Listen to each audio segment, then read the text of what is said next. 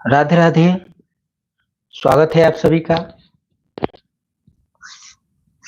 चलिए सभी लोग लाइव हो जाएं। समय आपका स्टार्ट हो चुका है।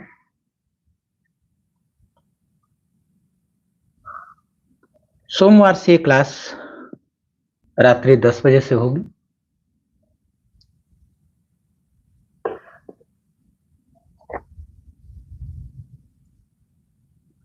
चलिए, कल हम लोग जो है 60 क्वेश्चन देख चुके थे।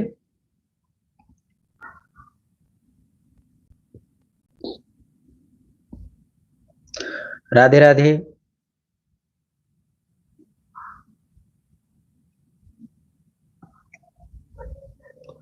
स्वागत है। जो जुड़ चुके हैं उनका भी, और जो अभी जुड़ने वाले हैं तो लिंक को शेयर करें ताकि सभी लोग जुड़ जाएं। 60 क्वेश्चन हम लोग देख चुके थे पिछली क्लास में। अब यहां से स्टार्ट करते हैं आगे। आज की क्लास में 65 क्वेश्चन है।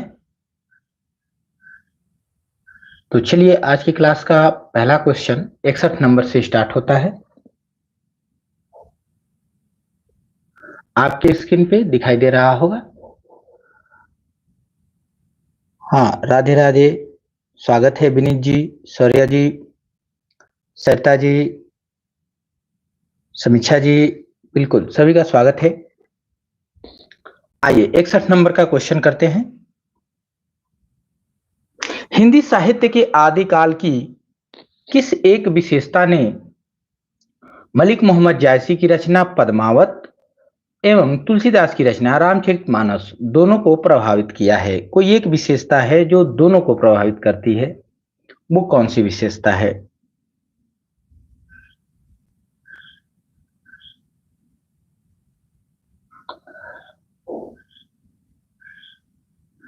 तो आंसर आ रहे हैं 61 के।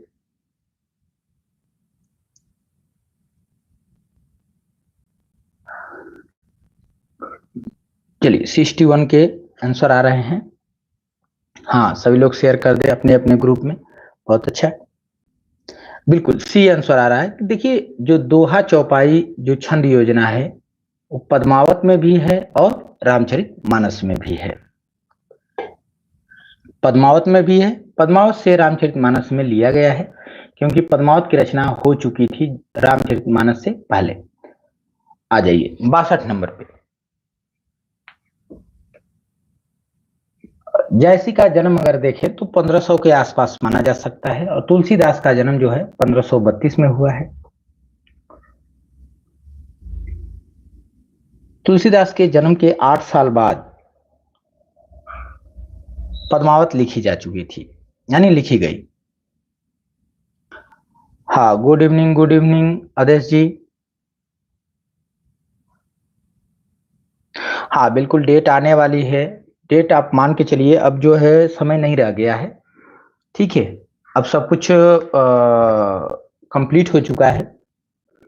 अब आप परीक्षा की तैयारी करिए। अब उनको छोड़ दीजिए कि वो डेट कब ला रहे हैं। आप अपने एकदम परीक्षा में लग जाइए, लीन हो जाइए। 62 पे आ जाइए। निश्चय शब्द में कौन सी संधि है? बहुत अच्छा, आप लोगों ने कह दिया कि इसमें तो विसर्ग संधि है, निधन चय हो जाएगा। बहुत बढ़िया, डी विकल्प। चलिए आगे बढ़ जाते हैं। और इसके लिए आप लोगों को प्रैक्टिस ज्यादा करना है। हम भी प्रैक्टिस ला रहे हैं और आप भी जो है सिलेक्शन के लिए आपके पास यूथ होगा, यूथ पे पकड़ बनाइए। एक एक क्वेश्चन को एकदम जबान पे कर जाइए। यूथ हुआ, और जो ये प्रैक्टिस सेट हम आपके सामने दे रहे हैं, इसका एक एक क्वेश्चन, ठीक है, इससे अनुभव आपको बढ़ेगा। बिल्कुल बिल्कुल नहीं। तो देखिए आपको वर्क कैसे करने हैं। आपको वर्क जो है प्रैक्टिस पे वर्क करना है, और सप्ताह में आपको टारगेट है जो भी आपके पास नोट्स है, जो भी नोट्स आपने आज तक जो भी बनाया है वो 7 दिन के अंदर कंप्लीट करने की कोशिश करिए।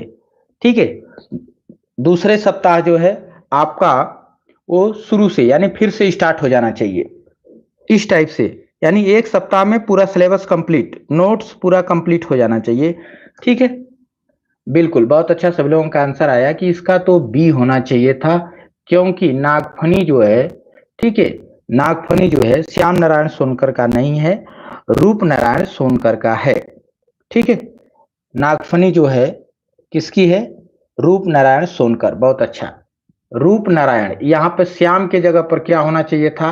रूप होना चाहिए था, रूप, रूप नारायण सोनकर। ठीक है, बहुत अच्छा। आ जाइए 64 नंबर पे आ जाइए। देहरी भई विदेश, बाकी सभी का ठीक है। मेरी पत्नी और भेड़िया डॉक्टर धर्मवीर का है। ठीक है, मेरा बचपन मेरे कंधे पर, ये जितनी आत्मकथा है बाकी सब ठीक है। शिवराज सिंह बेचैन का, शिकंजे का दर्द सुशीला टकभौरे का, बिल्कुल सही है। चलिए आगे बढ़ते हैं, 64 नंबर पे आइए। देहरी भई विदेश जो संपादित पुस्तक है, वो उसकी क्या विशेषता है? एक लेखिका की आत्मकथा है, या फिर मैत्रेयी पुष्पा की आत्मकथा है, या फिर नासिरा शर्मा की आत्मकथा है, या फिर लेखिकाओं का आत्मकथा है? तो आंसर आ रहा है कि देहरी भई विदेश जो है संपादित पुस्तक है, और राजेंद्र यादव के द्वारा ये संपादित की गई थी, जिसमें कई लेखिकाओं, लगभग 20, तो 20 लेखिकाओं का इसमें आत्मकथा वर्णित है। बहुत अच्छा, सभी लोगों ने बिल्कुल शानदार जवाब दिया है, डी। और सरिता जी ने इसकी व्याख्या भी कर दी है, बहुत बढ़िया। आ जाइए 65 नंबर पे आ जाइए। 65, 65। ठीक है,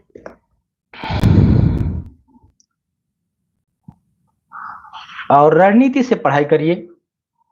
मैंने कहा प्रैक्टिस पे आप ज्यादा वर्क करिए, तो जो भी आपके पास यूथ है, या जो भी साहित्य दर्पण जो भी आप रखे हों, ठीक है, एथेंटिक बुक से जो है, हाँ, ये जो होता है ना, आप खरीद लेते हैं मॉडल पेपर या फिर इस टाइप के, वहां उलझ जाएंगे, उस पर वर्क ना करिए, उलझ जाएंगे वहां पर। यूथ से करिए। प्रतियोगिता साहित्य की अगर बुक है तो उससे करिए, यूजीसी नेट की। एजीपी है, वहां से प्रैक्टिस कर लीजिए। तो एजीपी में जो है यूजीसी नेट के लिए आती है, तो उसमें जो बड़े क्वेश्चन है उस पर फोकस ना करिए, ठीक है, क्योंकि वो उस लेवल का जो है नहीं पूछेगा, उसमें का जो छोटे छोटे क्वेश्चन है वहां से प्रश्न बनते हैं। स्पेशल ज्यादा मत जाइएगा रचना के अंदर, ठीक है। चलिए, एक वाक्य में आपादान कारक का प्रयोग हुआ है, आपको छांटना पड़ेगा कि कितना मुझे पढ़ना है, ठीक है, कितना पढ़ना है, कितने की आवश्यकता है। तो इस टाइप के प्रश्न देखिए, जिस जिस प्रकार के क्वेश्चन हम आपको स्क्रीन पे दिखा रहे हैं, इसी प्रकार के क्वेश्चनों पे आपको वर्क करना है। आ जाइए 65 नंबर। कह रहा है कि अपादान, अपादान आपको बताना है। अपादान का मतलब होता है अलग होना, किसी जगह से आपको क्या करना है, अलग हो जाना है, ठीक है, या तुलना के माध्यम से, या जैसे भी। तो देखिए यहां दिया है, शिकारी ने तीर से बाघ मारा, ठीक है, तो यहां अलग नहीं हो रहा है, यहां तो जो है करण कारक हो रहा है। हाथी के द्वारा पेड़ ढाहा गया, ये भी क्या हुआ है, के द्वारा, ठीक है, हाँ। उसके बाद दिया है के द्वारा, यहां पे आया है, के द्वारा क्यों आता है, किस कारक में आता है, आपको कमेंट करके बताइए। और फिर सत्संग से बुद्धि सुधरती है, यहां पर भी करण कारक दे रखा है। लेकिन यहां देखें, यहां कह रहा है चौथे विकल्प में कि लड़का जो है बाजार से लौटा, अलग हो गया, बाजार से क्या हो गया, लौटा, यानी अलग हो गया। तो जहां अलग होने का सेंस, तुलना का सेंस, ठीक है, आता है, वहां अपदान हो जाता है। बामन दास इनमें से किस उपन्यास का पात्र है? चलिए सभी लोग लाइव हो जाएं ताकि हम लोग स्पीड करें, ठीक है, थोड़ा सा स्पीड बढ़ाएं, क्योंकि मैं नहीं चाहता आप लोगों का समय जो है हमारे साथ नुकसान हो, ठीक है। थोड़ा स्पीड रहे, क्वेश्चन भी बना रहे, और वैसे हमारे साथ जो है आपका समय नुकसान नहीं होगा, ठीक है, क्योंकि इसका मैं ध्यान रखता हूं। बामन दास इनमें से किस उपन्यास का पात्र है?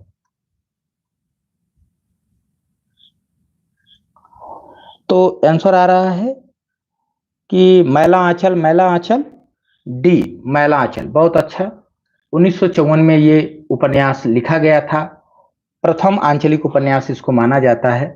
रेणु का ये उपन्यास है, इसमें बामन दास पात्र आता है। चलिए बहुत बढ़िया। बात करें गोदान की, गोदान 1936 में आया। आप लोग आंसर करते रहिए, तब तक मैं स्क्रीन पे लिखता रहता हूँ, ठीक है।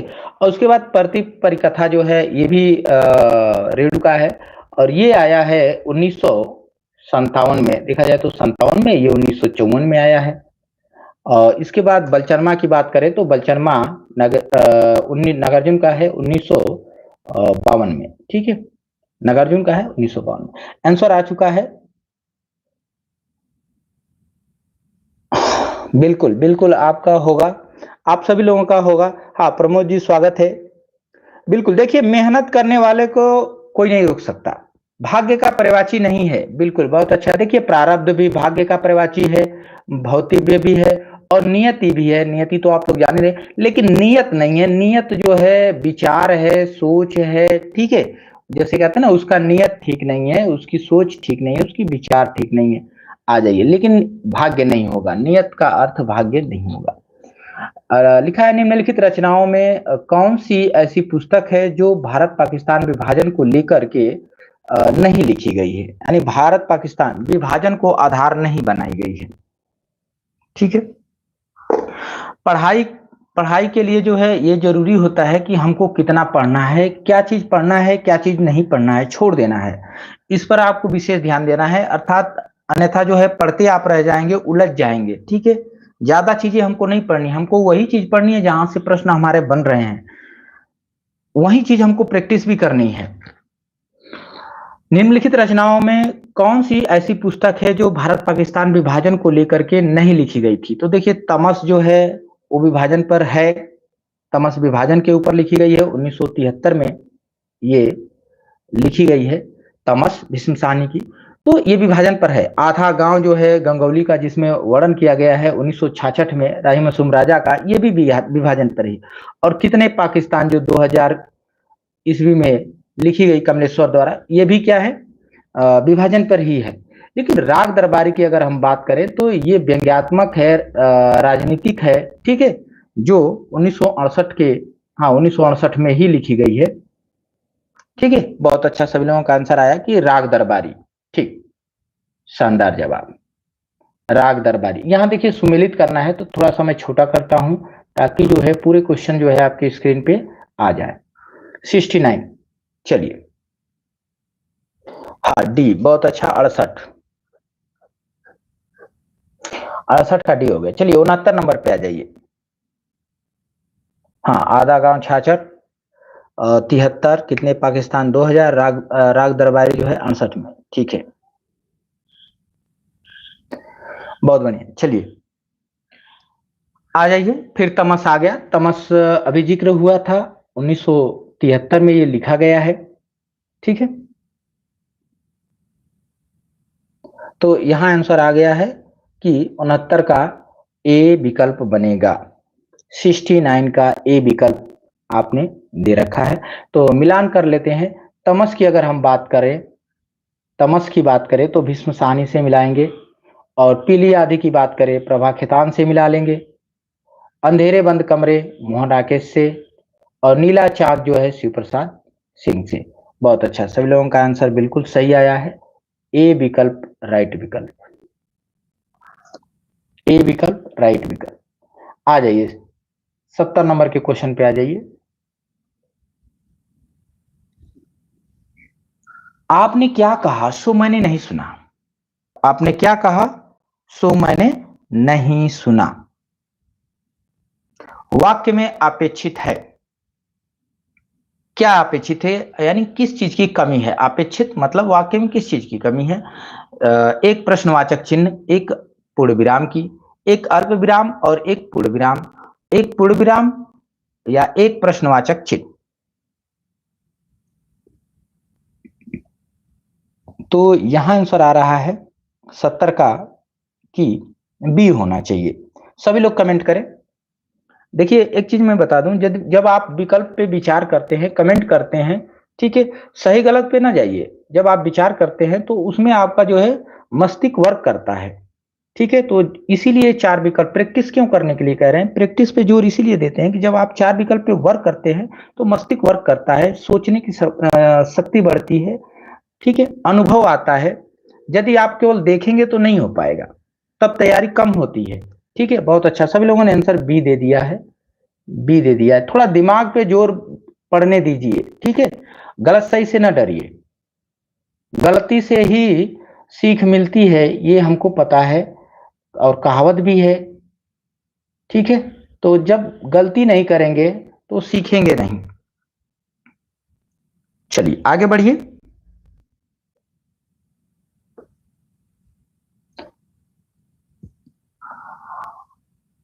सुमेलित करना है यहां पर लिखा है नाटक दे रखा है, क्या दिया है? रचना में मिला है राजश्री, यमगाथा, राम की लड़ाई, साच कहूं तो। और उसके बाद लेखकों में देखा जाए तो प्रभाकर छेत्री है, लक्ष्मी नारायण लाल है, जयशंकर प्रसाद है, स्वदेश दीपक है, दुर्नाथ सिंह। आपको मैच कराना है। चलिए कराइए इसको मैच, मैच कराइए। तो आंसर आ रहा है 71 का कि डी होना चाहिए। डी डी डी, ठीक है, बहुत अच्छा, डी। देखिए आप लोग आंसर देने में पीछे हो जा रहे हैं, फिर आप कहेंगे कि सर फास्ट चलिए। ठीक है, आप लोगों का आंसर जब फास्ट आएगा तब तो हम फास्ट चलेंगे। हाँ, स्वागत है पूनम जी। जब आप आंसर फास्ट करेंगे तो हम लोग फास्ट चलेंगे, आप आंसर स्लो करेंगे तो फिर हम भी स्लो हो जाएंगे। ठीक है, चलिए, राजश्री जयशंकर प्रसाद का, ठीक है। यमगाथा देखें तो दूधनाथ सिंह का, कहाँ चले गए, इधर है, मिला दीजिए। राम की लड़ाई की अगर हम बात करें तो लक्ष्मी नारायण लाल को मिला दीजिए। और सच कहूं तो कहाँ गए, इधर से मैं ले चलता हूं, इधर ले जाके प्रभाकर क्षेत्री के यहाँ मैच कराता हूं। ठीक है, आ जाइए 72 नंबर पे आइए।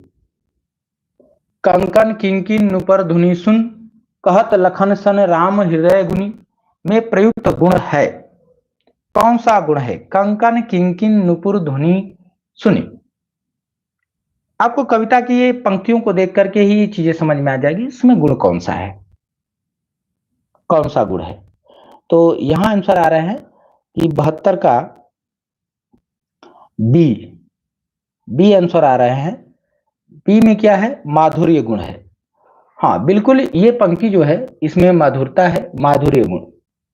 ठीक है, प्रसाद गुण नहीं है, न तो ओज गुण है, ओज जो है वीरता पूर्वक में होती है, माधुर्य गुण इसमें है।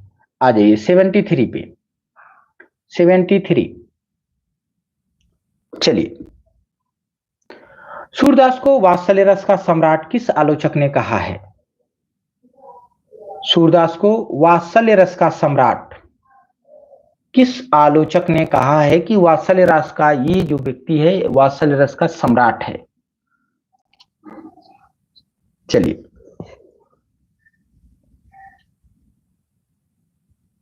तो यहां आंसर बन के आ रहा है ए ए ए ए। ए में क्या है? हाँ बहुत अच्छा, आचार्य रामचंद्र शुक्ल। ये कथन, ये विचार या ये वाक्य जो है ये शुक्ल जी ने कहा है सूरदास के लिए। आ जाइए 74 पे आ जाइए। चलिए 74, राहुल संकृत्यान ने घुमक्कड़ शास्त्र नामक पुस्तक लिखी और उसमें बताया कि घुमक्कड़ी से मनोरंजन भी होता है, ज्ञान वर्धन भी होता है, और उसके साथ और क्या होता है वो आपको विकल्प से ढूंढना है। उसके आगे और क्या मिलता है, क्या होता है घूमने से?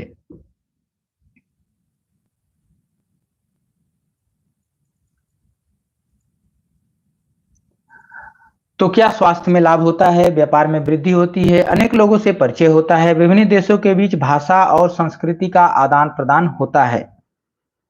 तो यहां आंसर आ रहे हैं कि डी होता है, डी। डी में क्या है? हाँ बिल्कुल, जब आप घूमते हैं तो विभिन्न देशों की भाषाएं, उनके बीच में भाषाएं और वहां की संस्कृति, रहन सहन, इन दोनों का आदान प्रदान होता है। ठीक है, कुछ भाषा सीखते हैं, कुछ अपनी भाषा वहां दे आते हैं, और कुछ संस्कृति उनसे ले आते हैं और कुछ संस्कृति अपनी दे आते हैं। चलिए, आह वेदना मिली विदाई किस नाटक के गीत की पंक्ति है? ठीक है, चलिए ये बताइए, वो नाटक किससे शुरू होता है? इसी वाक्य से शुरू होता है, आह वेदना मिली विदाई किस नाटक के गीत की पंक्ति है? तो यहां आंसर आ रहा है कि स्कंद गुप्त। बिल्कुल, स्कंद गुप्त से है, स्कंद गुप्त। स्कंद गुप्त और चंद्रगुप्त नाटक जो है आपको प्लेलिस्ट में मिल जाएगा, वीडियो उस पर है। अगर आपको पढ़ना है तो जो है 2x पे करके, यानी दूनी स्पीड पे आप सुन सकते हैं। ठीक है, चलिए, तो पात्रों, क्योंकि यहां से प्रश्न बनते हैं स्कंदगुप्त से, चंद्रगुप्त से, ठीक है, और ध्रुवस्वामिनी से। आ जाइए, रामचंद्र शुक्ल के निबंध जो श्रद्धा भक्ति है उसके संदर्भ में निम्नलिखित में से कौन सा कथन सही नहीं है?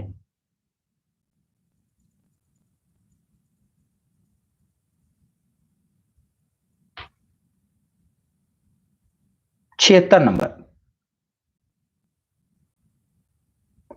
प्रेम में घनत्व अधिक होता है और श्रद्धा में विस्तार होता है।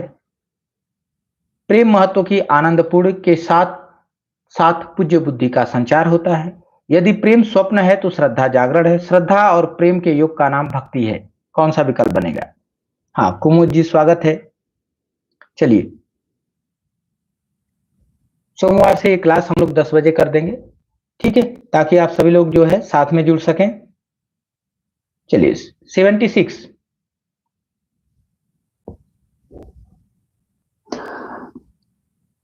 देखिए, मन जो है, मन आनंद खोजता है, कष्ट सहना नहीं चाहता, ठीक है।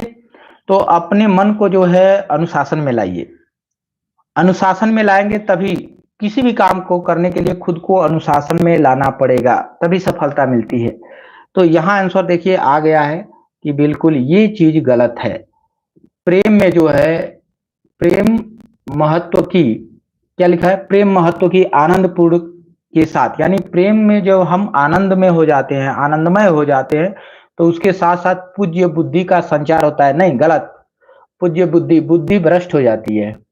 आ जाइए, ठीक है। नया ज्ञानोदय के वर्तमान संपादक कौन है?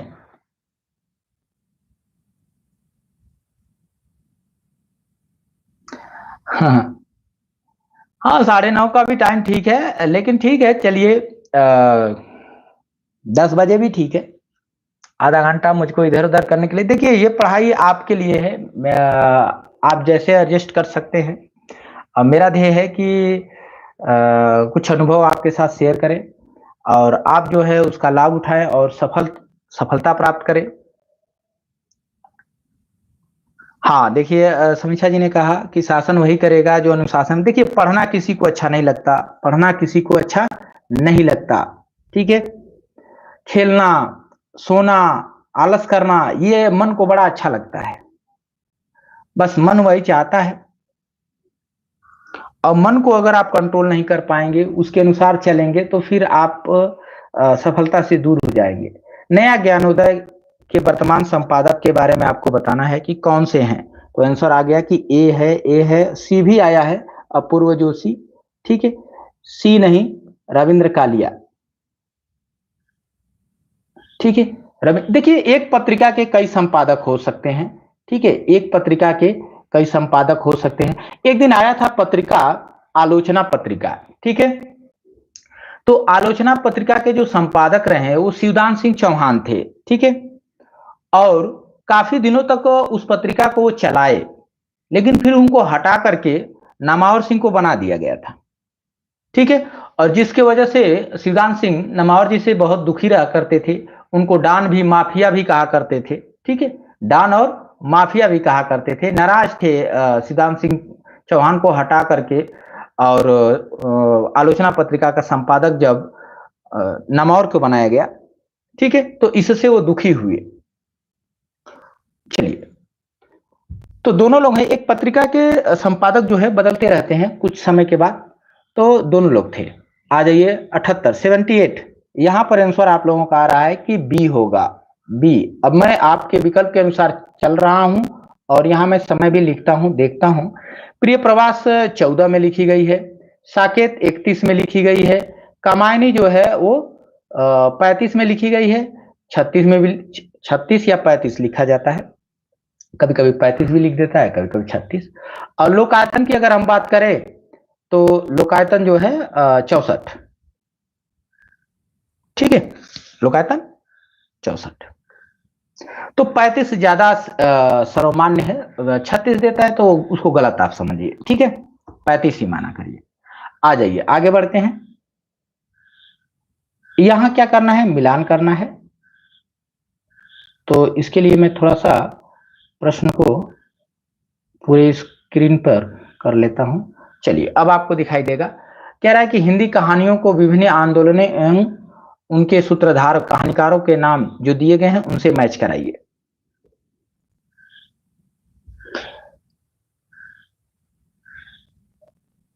तो यहां आंसर आ रहे हैं 79 का बी बन के आंसर आ रहा है। तो देखा जाए क्या ये बी सही है, क्या ये बी सही है?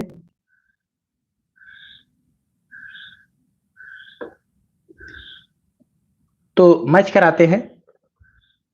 सचेतन कहानी जो है वो महित सिंह के लिए है, ठीक है, ये इसके प्रवर्तक हो गए। समानांतर कहानी की अगर हम बात करें तो कमलेश्वर के पास है, और सक्रिय कहानी की हम बात करें तो राकेश वश। और सहज कहानी जो है प्रेमचंद के पुत्र अमृत राय, जिनका जन्म 1921 में हुआ था, 1921 में इनका जन्म हुआ था, ठीक है। कमलेश्वर का जन्म 1932 में हुआ था, इन लोगों का याद नहीं आ रहा है, ठीक है। चलिए आगे बढ़ते हैं। और बी विकल्प आपने जो बताया है वो बिल्कुल राइट जा रहा है, बी विकल्प। चलिए आगे बढ़ जाते हैं। 80 नंबर पे आइए।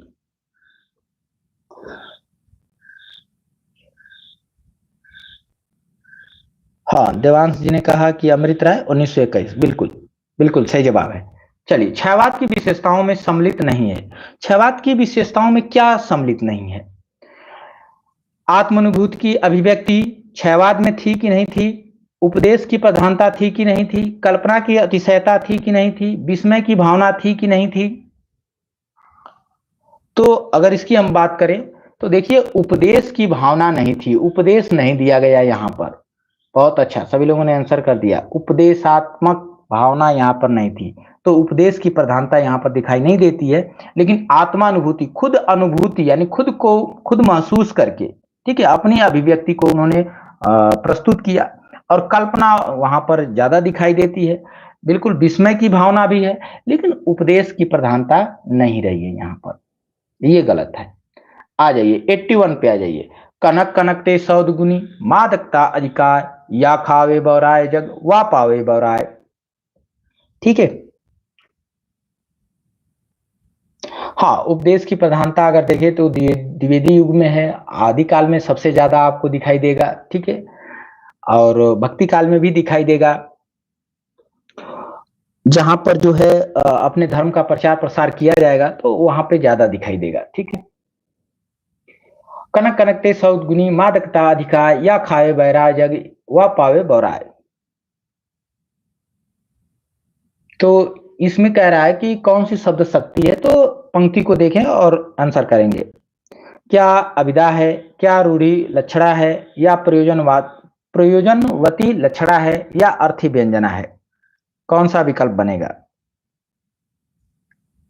कौन सा बनेगा? तो यहाँ पे आंसर आ रहा है कि ए बनेगा, कुछ लोगों का रहे हैं कि डी बनेगा, ए बनेगा, ए और डी में आ रहा है। तो देख ले, अभिधा तो नहीं है, अभिधा तो सीधा सीधा अर्थ देता है, यहाँ सीधा सीधा अर्थ नहीं है। एक ही शब्द जो है दो अर्थ दे देता है, ठीक है, एक ही शब्द जो है दो अर्थ देता है। और जब कोई शब्द, मैंने कहा था कि जब श्लेष अलंकार बनता है तब हम वहां पर लगाते हैं क्या, शब्दी व्यंजना। और जब यमक बन जाए, यानी आपका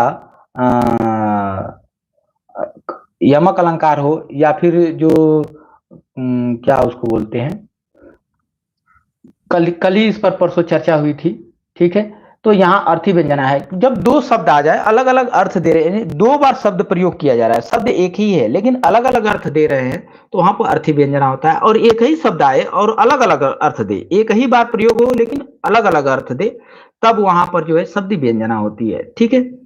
और जब दो शब्द अलग अलग आए हों और दोनों जो है, नहीं, दोनों शब्द एक ही बार, मतलब एक शब्द दो बार आया हो और अलग अलग अर्थ दे, तब वहां पर अर्थी व्यंजना, अर्थ के आधार पर, ठीक है। तो जो अर्थ के आधार पर जहां आपको अलंकार दिखाई देता है, इस पर फोकस करिए, शब्द पर, इसी शब्द के वजह से अर्थी व्यंजना यहां पर है, ठीक है। अगर ये शब्द एक बार आता, जैसे वहां था ना वृषभानुजा, ठीक है, तो वृषभानुजा एक ही बार प्रयोग हुआ है लेकिन अर्थ जो है दो दे रहा है, तो वहां पर शब्दी व्यंजना है। अगर वही शब्द दो बार आया होता, ठीक है, एक ही शब्द जो है 2 बार आया होता तो वहां भी अर्थी व्यंजना बन जाता।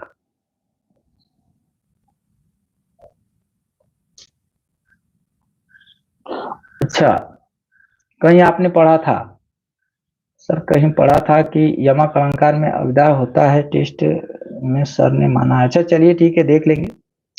फिलहाल यहाँ पे अर्थी व्यंजना है। अब आपने कहा जैसे मैं आलोचना के बारे में देखा था, तो फिर इसके भी बारे में छंद पे सर्च करेंगे, ठीक है।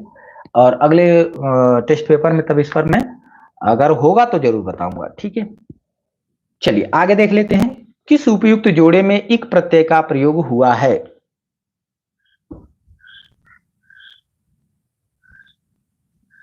चलिए, किस उपयुक्त जोड़े में इक प्रत्यय का प्रयोग हुआ है? इक, आंसर आ गया बी। बहुत अच्छा। विज्ञान में अगर इक लगा देंगे तो वैज्ञानिक बन जाएगा, ठीक है, वैज्ञानिक बन जाएगा। आ जाइए, बाकी किसी में नहीं बन पाएगा। 83 नंबर पे आइए।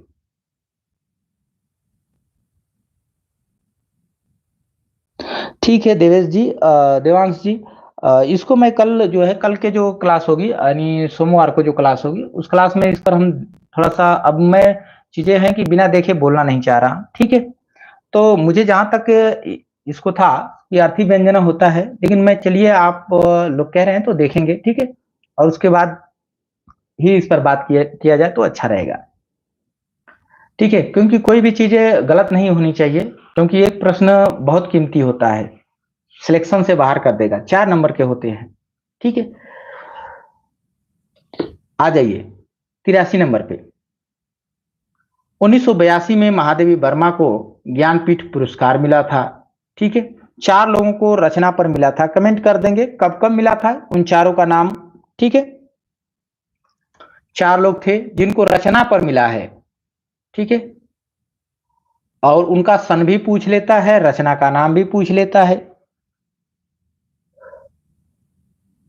और आंसर भी करते रहे, और कमेंट जो मौखिक प्रश्न है उनका भी आंसर देते रहें, लेकिन प्रश्नों पर भी बढ़ते रहें, क्योंकि मैं प्रश्न रोकना नहीं चाह रहा, ठीक है। 1 घंटा का टारगेट है, 1 घंटा में जो है, हाँ बहुत अच्छा। 78 में अज्ञेय है, 82 में महादेवी वर्मा है, ठीक है, 72 में भी कोई है, और 68 में भी कोई है। चलिए 72 और 68 इनका नाम बता दीजिए, 72 में कौन है और 68 में कौन है? आ जाइए। 2013 का साहित्य, 78 में गलत है देवांश जी, 78 में जो है अज्ञेय नहीं है, ठीक है, अज्ञेय है पंत, एक तो अज्ञेय हो गए, एक पंथ हो गए, सोचने दीजिए, थोड़ा सा मिस्टेक कहीं ना हो जाए। और 72 में दिनकर हैं, ठीक है, बहुत अच्छा। और अच्छा 68 में पंत जी, हाँ ठीक है। तब 68 में पंत हैं, तो फिर 78 में अज्ञेय ही होंगे, दूसरा कोई विकल्प नहीं है। अब 72 में दिनकर जी हैं, हाँ।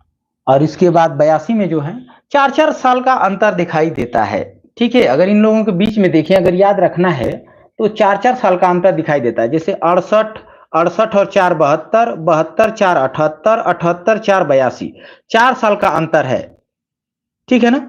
हाँ ठीक है, वो मिस्टेक हो गया पंत जी के भी वजह से। तो देखिए 4-4 साल का अंतर है, इसको दिमाग में बैठा लीजिए कि 4 साल, फिर 4 साल, फिर 4 साल, फिर 4 साल, ठीक है।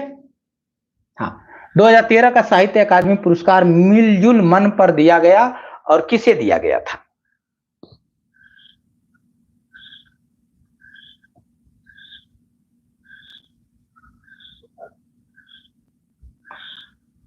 आंसर आ गया बी, मृदुला गर्ग।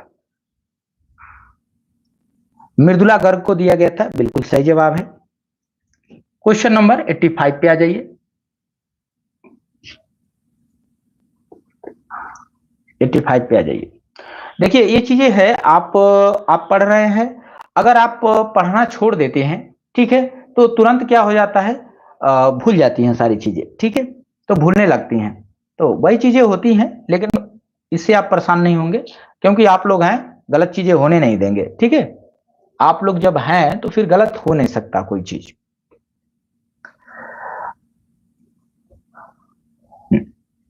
गलत होगा उसको देखा जाएगा, जांचा जाएगा, क्योंकि मेरा उद्देश्य है कि कोई भी चीज, क्योंकि ये सिलेक्टेड प्रश्न है, आते हैं, ठीक है, और मिस्टेक होगा, एक प्रश्न 4 नंबर जाएगा हमको, बहुत पीछे जाएंगे एक क्वेश्चन से। एक एक क्वेश्चन की वैल्यू हमको टारगेट बनाना है 125। हाँ स्वागत है रीमा। चलिए यहाँ पे आंसर आ गया कालिदास कश्चित। देखिए कश्चित शब्द से मेघदूत का वर्णन मिलता है, ठीक है, कश्चित शब्द से मेघदूत का, और वाक शब्द से रघुवंश का है, वाक शब्द से रघुवंश का है, और अस्थि शब्द से जो है वो कुमार संभव, यानी तीन ही रचना है, तीनों को आप देख लिए। कश्चित से मेघदूत की रचना की गई, वाक शब्द से रघुवंश की रचना की गई है, और अस्थि शब्द से कुमार संभव की रचना की गई। ठीक है, पंक्ति लिख दीजिए अगर कोई लिख सकता है तो। चलिए, कालिदास कृत अभिज्ञान शकुंतलम नाटक के किस अंक में दुर्वासा ऋषि का शाप मिलता है? कालिदास की जो रचना अभिज्ञान शकुंतलम है उसमें प्रथम अंक, द्वितीय अंक, तृतीय अंक, चतुर्थ अंक, पंचम अंक, छठम अंक, सप्तम अंक, कुल अंक दिया गया है। उसमें से किस अंक में जो है दुर्वासा ऋषि ने शाप दिया है? शाप मतलब,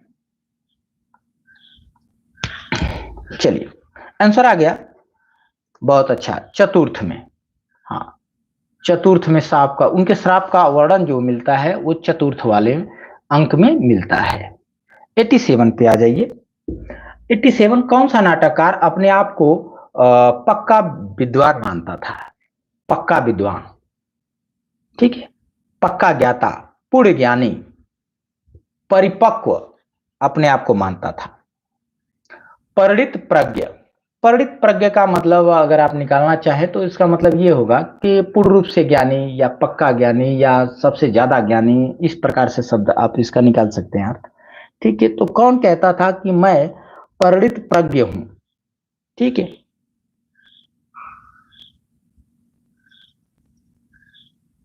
यहां आंसर आ रहा है सी सी सी सी सी। बिल्कुल, बहुत बढ़िया, सी, भवभूति। ऐसा कहने वाला व्यक्ति कौन है? अपने आप को पूर्ण रूप से विद्वान मानने वाला व्यक्ति कौन है? तो भवभूति है। आ जाइए 88 पे आ जाइए। चलिए, कौन सा रूप आस्था धातु लंग लकार मध्यम पुरुष बहुवचन? देखिए, आस्था धातु का रूप आप तैयार कर लीजिए। एक तो पठती का तैयार कर लीजिए, उस पर सेट हो जाएगा, और एक जो है आस्था धातु का तैयार कर लीजिए। ठीक है, आस्था धातु थोड़ा सा अलग है इसका रूप, और पांचों रूप आपको तैयार होने चाहिए।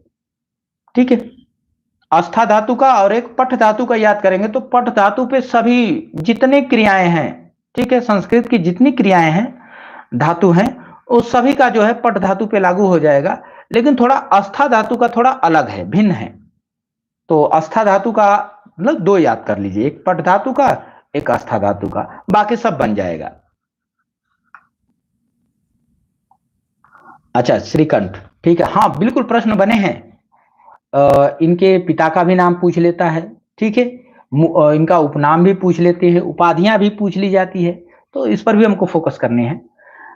चलिए, आस्था धातु का तो कब कब याद करेंगे? सुबह ब्रश करते हुए। ठीक है, संस्कृत का जो आप रूप है उनको जो है ब्रश करते हुए, सुबह सुबह जब जगिए तो छोटी सी बुक है उसको ले लीजिए हाथ में, और ब्रश करते हुए उसको पढ़ लीजिए। ठीक है, ऐसे ही करेंगे वो तैयार हो जाएगी, उसको ज्यादा समय देने की जरूरत नहीं है, तैयार हो जाता है। तो यहां पर आंसर आ गया कि बी, सभी लोगों का आंसर बी आया है, अतिष्ठत। बहुत बढ़िया, अतिष्ठत है। ठीक है, तो आस्था धातु बहुत बार पूछा जाएगा, इसको आप तैयार कर लेंगे, हो जाएगा, बहुत बड़ी चीजें नहीं है। कुछ तो पठ धातु से मैच करेगा, थोड़ा बहुत जो है अलग है तो उसको आप, थोड़ा बहुत अलग है। चलिए, हाँ कल्पना जी स्वागत है, नीलम जी आपका भी स्वागत है। चलिए, कल सोमवार से हम लोग क्लास जो है 10 बजे से करेंगे, क्योंकि आप लोग जो है घर गृहस्थी खाना दाना सब कुछ देखते हुए संघर्ष कर रहे हैं, तो इस चीज का हमें भी ध्यान रखना है। तो आप लोगों के लिए क्लास को हम लोग 10 बजे से कर देंगे, ठीक है। चलिए, 89, और यहां प्रैक्टिस करिए अपने आप को। ये देखिए कि हमारी जो कमजोरी है वो किस पार्ट में है, क्योंकि यहाँ 6 पार्ट है, 6 पार्ट में से कौन सा पार्ट आपका कमजोर हो रहा है, ठीक है, उस पर फोकस करिए, और वो प्रैक्टिस से ही पता चलता है।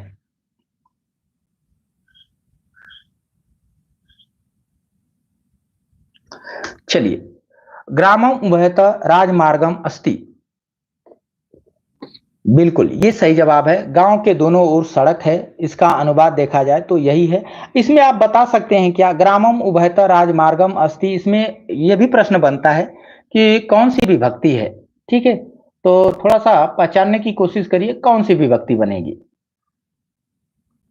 आ जाइए 90 नंबर पे आ जाइए और उसकी विभक्ति भी देखिए। बिल्कुल बिल्कुल, इन्होंने कहा आशीर्वाद मांगा नहीं जाता, कल्पना जी सर अपने आप दे देते हैं। ठीक है, आप देखिए कर्म आपका है, कर्म आप करिए।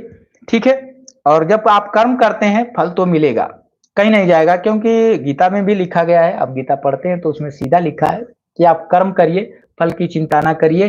अगर आपका कर्म महान है तो फल अवश्य मिलेगा, महान फल मिलेगा आपको। ठीक है, बहुत अच्छा। कभी कभी मांगना भी पड़ता है। हाँ ठीक है, बहुत अच्छा। चलिए, नहीं आशीर्वाद रहता है, कोई भी शिक्षक है वो नहीं चाहता कि उनसे जुड़े हुए लोग जो है अ, असफल रहे, कभी नहीं, वो हमेशा चाहता है सफल रहें। और क्योंकि आपकी सफलता में ही उस शिक्षक की भी सफलता होती है, उस व्यक्ति का भी सफलता होती है, क्योंकि अगर मित्र भी है, अगर आप हमको मित्र भी मानते हैं तो अगर आप सफल हुए तो हम भी सफल हुए। ठीक है, क्योंकि हम भी तो आपके मित्र हैं। ठीक है, हाँ बिल्कुल, बहुत अच्छा। तो यहाँ आंसर आ गया, देखिए द्वितीया बता दिया आप लोगों ने कि द्वितीया विभक्ति है, बहुत अच्छा, उसमें जो है द्वितीया विभक्ति है। और इसमें जो है ऐश्वर्य, बहुत अच्छा, सभी लोगों ने आंसर बता दिया कि सर जो है वधु धन ऐश्वर्य।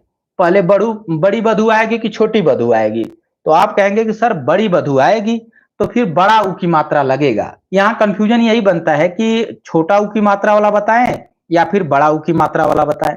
तो थोड़ा सा ट्रिक हमने आपके दिमाग में लगा दिया कि पहले बड़ी वधु आती है, इसीलिए बड़ा ऊ का प्रयोग करेंगे। ठीक है, आ जाइए 91 पे आ जाइए। हाँ स्वागत है अतेंद्र जी, स्वागत है आपका। अच्छा, अंबेडकर नगर की धरती से बहुत बहुत स्वागत है आप सभी का।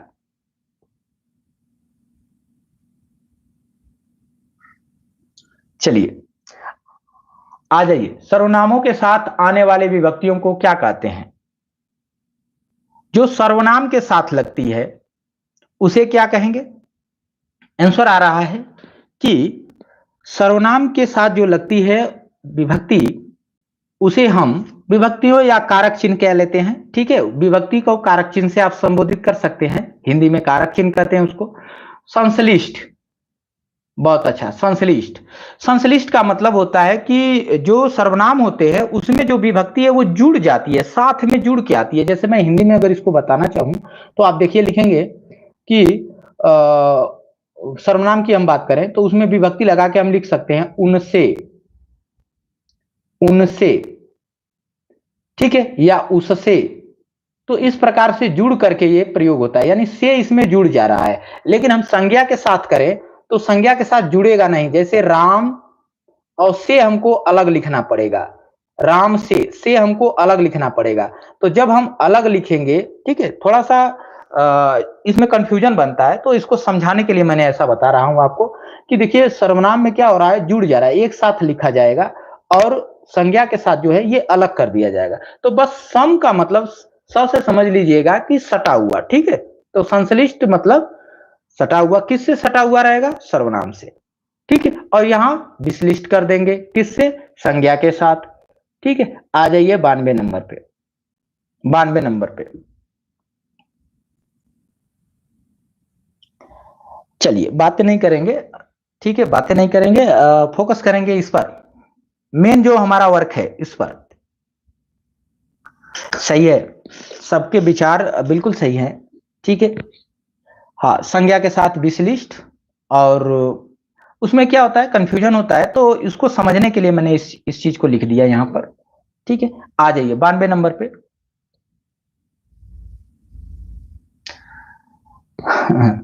ठीक है, ज्यादा ज्यादा चीजें आप लोग सोचे ना। ठीक है, आप लोगों की बात मेरे यहां बस आने दीजिए, आपस में नहीं, मेरे यहां आने दीजिए बस। ठीक है, आ जाइए, इनमें से कौन घोष वर्ण नहीं है। घोष, घोष का मतलब कि जिसमें कंपन, कंपन होता है, ठीक है।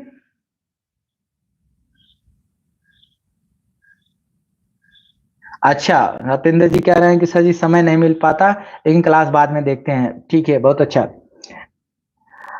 देखिए इसमें क्या कर रहा है, घोष वर्ण नहीं है। घोष का मतलब होता है कंपन, जिसमें कंपन होता है उसे घोष कहते हैं, जिसमें कंपन नहीं होता है उसको घोष नहीं कहते, ठीक है। जैसे अंगा कहते हैं तो कंपन होता है। लास्ट के तीन, वो लास्ट के जो तीन वर्ड होते हैं किसी भी वर्ग के, लास्ट के जो तीन हैं उनमें कंपन होता है, ठीक है। उसी को आपको देखना है। तो कह रहा है कि ज, इसमें थोड़ा सा झंझनाहट आती है। ह, अ जो भी है, जो स्वर है उसमें तो घोष है, ठीक है, तो वहां कंपन आपको दिखाई देगा।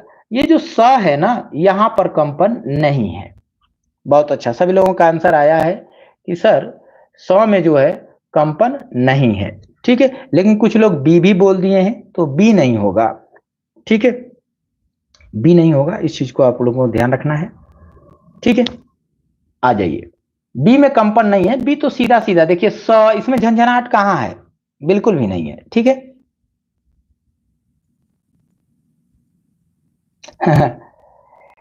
नहीं नहीं, कोई ज्ञान ना दे, ठीक है, सबका हक है, सबको बोलने दें, कहने दें बात, बस आपकी बात हमारे यहाँ आने दीजिए, ठीक है, आपस में ना। आप बस कमेंट करिए आंसर देने के लिए, या जो पूछा जाए उसको लिए, या अपनी बात हमारे तक पहुंचाने के लिए, बस, ठीक है, आपस में नहीं। चलिए, प्रेम मार्ग का ऐसा प्रवीण और धीर पथिक तथा जवादानी का ऐसा दावा रखने वाला ब्रज भाषा का दूसरा कवि नहीं हुआ, कथन है।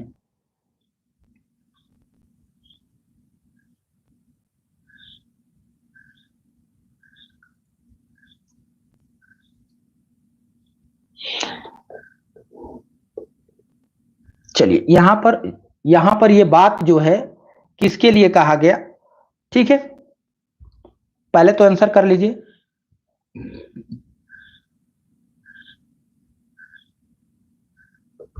चलिए,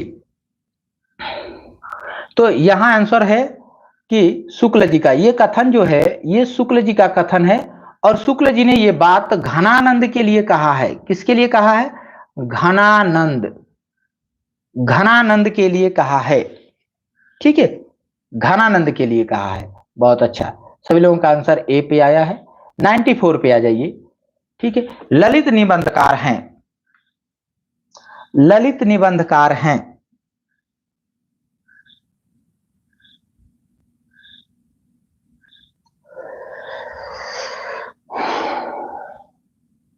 चलिए,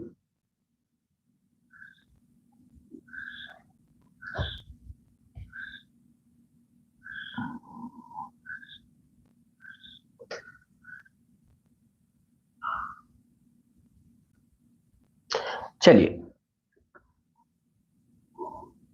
ललित निबंधकार है। कौन ललित निबंधकार है? जैसे हजारी प्रसाद है, विद्यानिवास मित्र है, कुबेरनाथ राय हैं, ठीक है। आंसर आ रहा है बी। अच्छा, बी, ठीक है, बहुत अच्छा, ठीक है।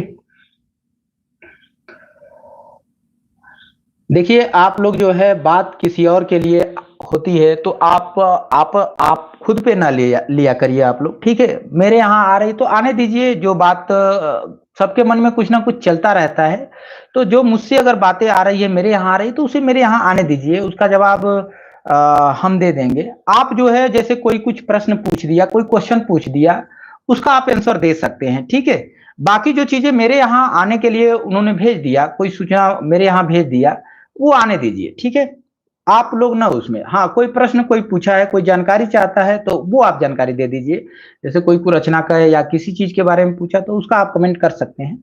बाकी चीजें जो चीजें मेरे यहाँ आने के लायक है, वो मेरे लिए स्पेशल है, तो उसको छोड़ दीजिए, ठीक है, वो आने दीजिए यहाँ पे, आप उसको बीच में ना रोकिए। चलिए, ये आप एक अच्छे व्यक्ति की तरह, अच्छे इंसान की तरह इस चीज को आप समझिए कि जैसे किसी का लेटर है, ठीक है, तो दूसरा व्यक्ति उसको नहीं खोल सकता। तो उसी प्रकार से इसको समझिए, ठीक है। जो चीजें जिसके लिए स्पेशली है उसको वहां छोड़ दीजिए, वही जवाब उसको करने दीजिए, ठीक है।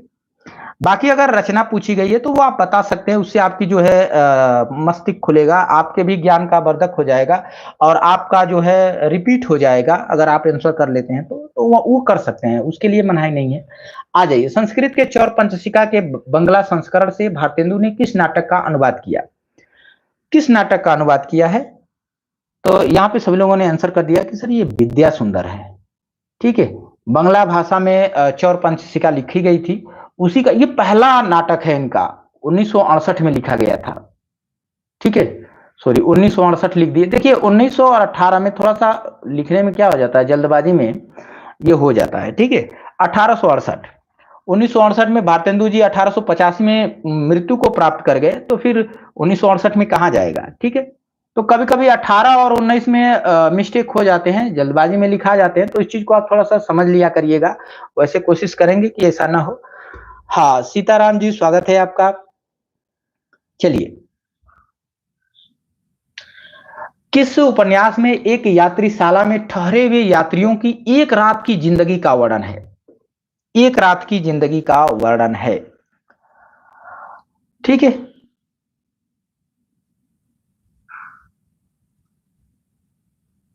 इन्होंने कहा कि प्रेम विवाह का वर्णन किया गया है। किसमें? 95 में? अच्छा, विद्या सुंदर में। हाँ, 1868 में लिखे गए हैं, बिल्कुल। तो किस उपन्यास में एक यात्रीशाला में ठहरे हुए यात्रियों की एक रात की जिंदगी का वर्णन है? चांदनी रात के खंडहर, सोया हुआ जल, डाक बंगला, अंधेरे बंद कमरे। चांदनी रात के खंडहर जो है गिरधर गोपाल की रचना है, गिरधर गोपाल। ठीक है, सोया हुआ जल अगर हम देखें तो आप सक्सेना को कह सकते हैं, सर्वेश्वर दयाल सक्सेना। चलिए मैं सक्सेना लिख देता हूं। और डाक बंगला कमलेश्वर, कमलेश्वर। अंधेरे बंद कमरे मोहन राकेश, तो मोहन राकेश। ठीक है, एक रात की जिंदगी किसमें है? तो सभी लोगों का आंसर आया है कि जो सक्सेना की रचना है सोया हुआ जल, सोया हुआ जल, इसी में जो है एक रात की जिंदगी का वर्णन है। ठीक है, कहीं शरणार्थी बन करके एक रात बिताया गया है। ठीक है, उसी जगह का ये वर्णन है। हाँ, डाक बंगला कमलेश्वर का। चलिए, बालक की जिंदगी को आधार बनाकर लिखा गया हिंदी का सबसे सफल और कलात्मक उपन्यास,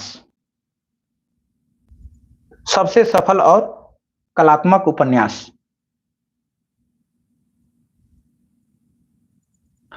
तो यहां आंसर आ रहा है कि आपका बंटी। बहुत अच्छा, आपका बंटी। मन्नू भंडारी,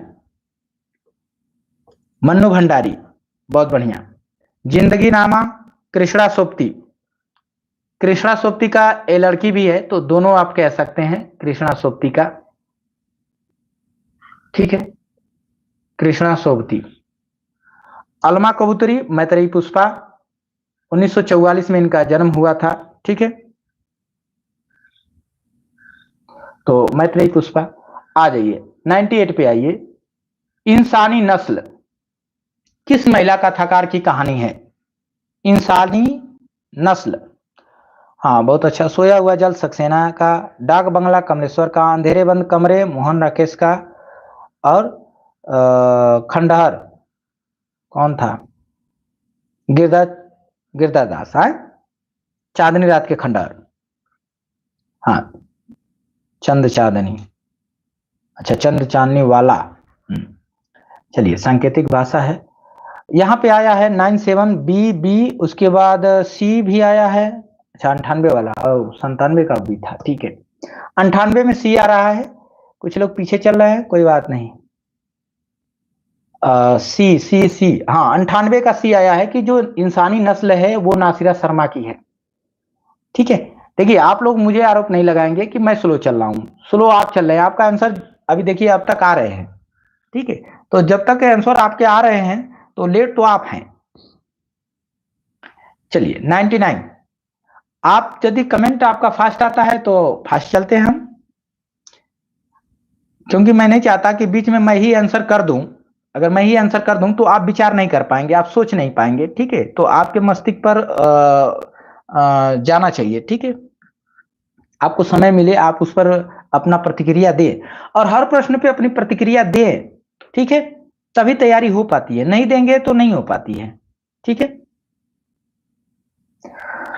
आधुनिक हिंदी की प्रथम महिला कहानी लेखिका जो है वो बंग महिला राजेंद्र बाला घोष इनका नाम है, इन्हीं को माना जाता है, ठीक है।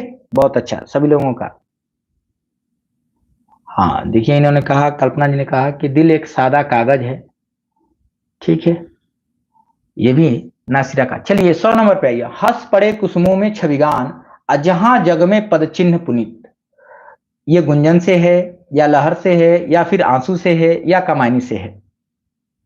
कौन सा लगाएंगे? आरोप हम अपने ऊपर लेते हैं, अच्छा। चलिए देखिए 100 नंबर का क्वेश्चन आ गया है, अभी आंसर आप लोगों विचार कर रहे हैं, करिए।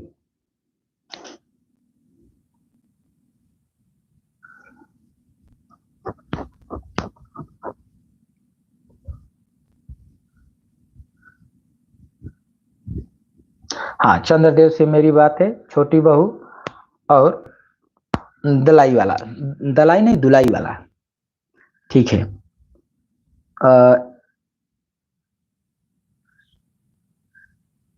अच्छा, दिल एक सादा कागज राही की है, अच्छा ऊपर मिस्टेक हो गया, ठीक है। इस पे आ जाइए। दिल एक सादा कागज, राही मासूम राजा, ठीक है। हाँ, राही मासूम राजा, जिन्होंने गंगौली के ऊपर उपन्यास लिखा था, ठीक है। इतना शानदार उपन्यास 1966 में उन्होंने लिखा था। हंस पड़े कुसुमों में छविगान, जहां जग में पदचिन्ह पुनीत, ठीक है। कोई बात नहीं, होता रहता है, आप अपने विचार को प्रकट करते रहें आप लोग, ठीक है। हंस पड़े कुसुमों में छविगान, आंसर सभी लोगों का आ गया ए, गुंजन से। अब ये कैसे याद रखेंगे, पंक्ति मिस्टेक ना हो, तो देखिए हंस पड़े कुसुमों में छविगान, ठीक है। तो जो ये बात कहां गुज रही है, ठीक है, फूलों में गुज रही है, तो इसी से गूंजने से याद कर लीजिए, गुंजन से, ठीक है। हंस पड़े कुसुमों में छविगान, तो ये हर जगह क्या हो रही है, ये हंसी उसकी क्या हो रही है, गुज रही है, हंसी क्या हो रही है, उसकी गुज रही है, तो गुंजन से, ठीक है, हो जाता है, ठीक है। वर्षा जी कह रही हैं कि कागज की जो नाव है वो नासिरा शर्मा की है, और दिल एक सादा कागज जो है वो नहीं है, ठीक है। बहुत अच्छा। हाँ, इसका आंसर करिए फास्ट। इनमें से कौन नकेनवादी, न और के और न हो जाता है, मिलती जुलती कुछ रचनाएं होती हैं जिसकी वजह से थोड़ा सा मिस्टेक हो जाता है, ठीक है। और मिस्टेक देखिए कैसे होता है, जब आप किसी रचना को या किसी चीज को पढ़े हुए आपको ज्यादा दिन हो जाता है, ठीक है, तो वो कंफ्यूजन क्रिएट करती हैं और मस्तिष्क से क्या होती हैं, डिलीट हो जाती हैं, क्योंकि हमारा मस्तिष्क कंप्यूटर है, और ये इस प्रकार का कंप्यूटर है कि इसमें ऑटोमेटिक सेव करने की सिस्टम सुविधा है, और ऑटोमेटिक डिलीट होने की भी सुविधा है, ठीक है, दोनों चीजें हैं।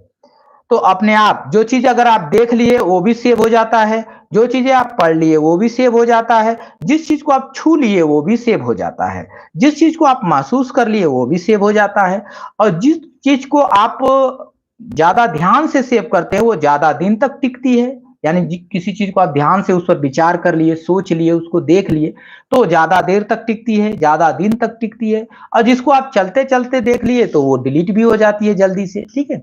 यही होता है, ऑटोमेटिक सिस्टम है इसमें, कंप्यूटर में डिलीट करना पड़ता है, इसमें डिलीट हो जाता है ऑटोमेटिक। यहां पर आ गया कि भाई केदारनाथ सिंह नहीं है, केदारनाथ सिंह को हटा दिया जाए, डी ऑप्शन, बहुत अच्छा, सभी लोगों ने कर दिया।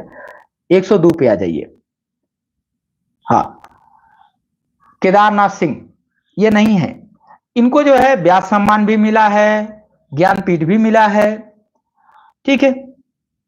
और कौन सा मिला, सरस्वती, हाँ सरस्वती सम्मान भी मिला है।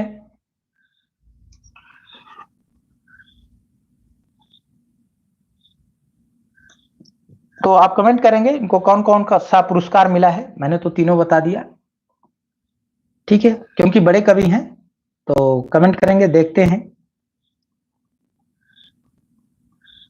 इनको कई पुरस्कार मिले हुए हैं, केदारनाथ सिंह को। चलिए आंसर भी करते रहे। रामचंद्र वर्मा प्रसिद्ध हैं, बिल्कुल सी के लिए, सी के लिए कोशकार के रूप में जाने जाते हैं, ठीक है, कोशकार है। आ जाइए 103, उपसर्ग रहित। रहित का मतलब है उससे हट करके, अलग, ठीक है,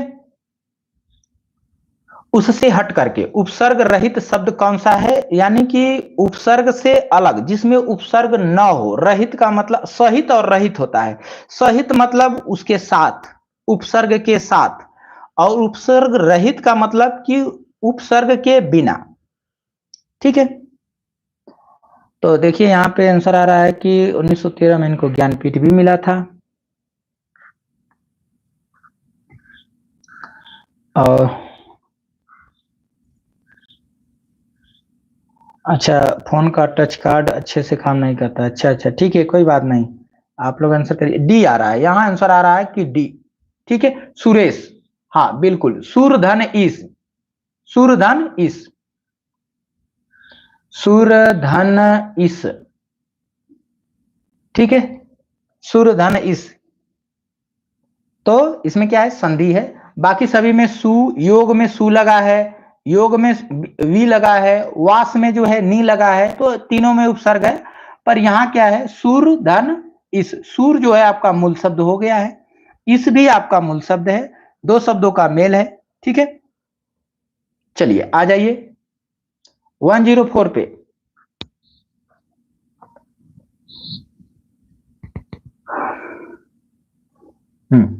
हाँ बिल्कुल, पहले पढ़ाई जरूरी है। देखिए जीवन में सफलता, अगर आप हार कर जाएंगे, ताना सबसे बड़ी चीजें होती है, और जिसको एक बार लग जाती है ना, और दिल पे आ जाती है, तो वो जिद्दी बन जाता है और ले करके आता है, सफलता को लेकर के आता है। आपको भी लोग कहते होंगे मास्टर बनेंगे तो ये करेंगे, वो चीजें होती है, कुछ लोग पॉजिटिव कुछ लोग निगेटिव, आपके दोनों पक्ष के लोग रहेंगे, ठीक है। तो निगेटिव लोग का आप बहुत योगदान रहता है, निगेटिव लोग का आपके जीवन में बहुत योगदान रहता है।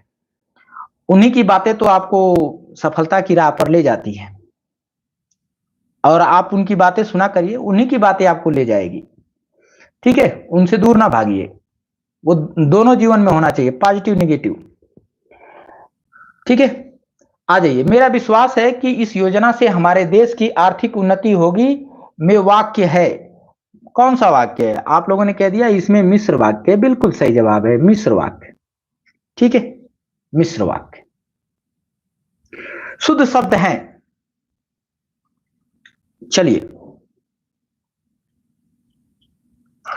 हाँ, उनसे तो दूर रहिए, निगेटिव वालों से दूर रहिए, बस उनकी बातें सुन थोड़ा बहुत अगर कहीं से, क्योंकि वो आपके मुंह पे नहीं बोलेंगे, ठीक है। वो लोग जो है, कुछ लोग होते हैं जो मुंह मुंह पर बोलते हैं, डिमोटिवेट करते हैं, आपको निराशा करते हैं कि फलाना तुमसे बहुत तेज थे, वो ये किया वो किया, उसका नहीं हुआ, चीना का नहीं हुआ, ढिकाना का नहीं हुआ, इस तरीके से उदाहरण भी प्रस्तुत करते रहते हैं। उन लोगों से आप बिल्कुल दूर रहा करिए, क्योंकि भाई उनकी परिस्थिति कुछ अलग रही होगी, उन्होंने शायद कहीं कमी छोड़ दी होगी, उनके द्वारा कहीं गलती हो गया होगा, बहुत सारी चीजें होंगी, आप नहीं जानते हैं, ठीक है।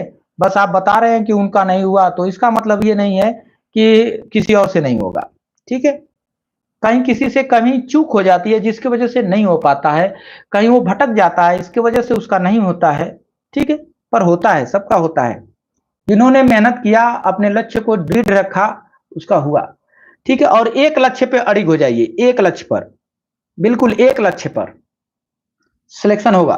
तो यहां पर शुद्ध वाक्य जो है, अंतर्धान लिखा जाता है, बाकी सारा जो शब्द लिखा हुआ है वो अशुद्ध है। अंतर्धान, डी, डी विकल्प बिल्कुल सही है, वही शुद्ध लिखा गया है। तो देख लीजिए अंतर्धान कैसे, यह नहीं रहता उसमें, अंतर्धान, ठीक है। चलिए आगे बढ़ते हैं, भाववाचक संज्ञा नहीं है। निंदक नियरे राखिए, आंगन कुटी छवा। हाँ बहुत अच्छा, कबीरदास जी ने कहा भी था कि इनको रखिए और इनकी बातों को सुनिए और अपने में सुधार लाइए, उनका जवाब मत दीजिए। जो भी आपको कुछ कहे तो उनकी बातों को सुन लीजिए, वो आपकी कमी को बताएंगे और उस कमी को आप बस अगर आपके अंदर है तो उसमें सुधार कर लीजिए, नहीं है तो आप बच गए, श्रेष्ठ है तो बढ़िया है। ठीक है, तो आप बस अपने आप को सुधारने की कोशिश करिए। इसीलिए कहा गया कि निंदक नियरे राखिए, वो कमी बताता जाए। एडवांस में भी कुछ कमियां वो बता देता है, जो चीज आप नहीं भी करते हैं वो भी बता देता है। तो ये इतना तो पता चला कि ये चीजें नहीं करनी है, गलत होती है। ठीक है, भाववाचक संज्ञा नहीं है। बिल्कुल पढ़ाई पढ़ाई को देखा जाए, खटास को देखा जाए, मिठास को देखा जाए, ये सब भाववाचक है, लेकिन सुंदर नहीं है। सुंदरता रहता तो हो जाता। ठीक है, सुंदर जो है विशेषण है, अगर ये सुंदरता होता, सुंदरता, ठीक है, तो भाववाचक बन जाता। आ जाइए 107।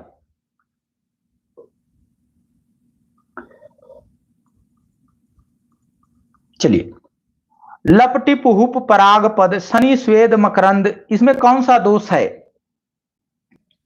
कौन सा दोष है?